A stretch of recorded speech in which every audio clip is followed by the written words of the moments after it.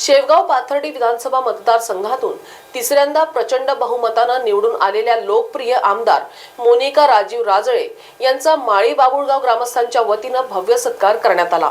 या सोहळ्यात गावातील सर्व ज्येष्ठ मंडळी, आजी माजी सरपंच, विविध कार्यकारी सोसायटीचे चेअरमॅन, व्हाईस चेअरमॅन, तरुणाई आणि महिला मोठ्या संख्येनं उपस्थित होत्या। ग्रामस्थांनी त्यांच्या नेतृत्वाचा गौरव करत त्यांना पुढील वाटचालींसाठी शुभेच्छा दिल्या। या कार्यक्रमात मोनिका ताईंनी भावनिक भाषण करत आपली तिसऱ्यांदा मिळालेली विजयी संधी ही गावकऱ्यांच्या विश्वासाची पावती असल्याचे सांगितले।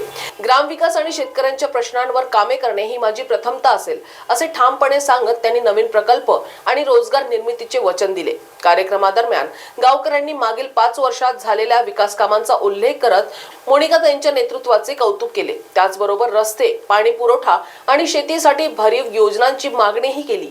या सन्मान सोहळ्याने गावकऱ्यांमध्ये नवीन आशा निर्माण केली असून मोनिका राजळे यांच्या पुढील कार्यकाळात मतदारसंघ विकासाच्या नवीन उंचीवर नेला जाईल असा विश्वास ग्रामस्थांनी व्यक्त केला आहे। महाराष्ट्र टीव्ही 24 करिता अक्षय वायकर।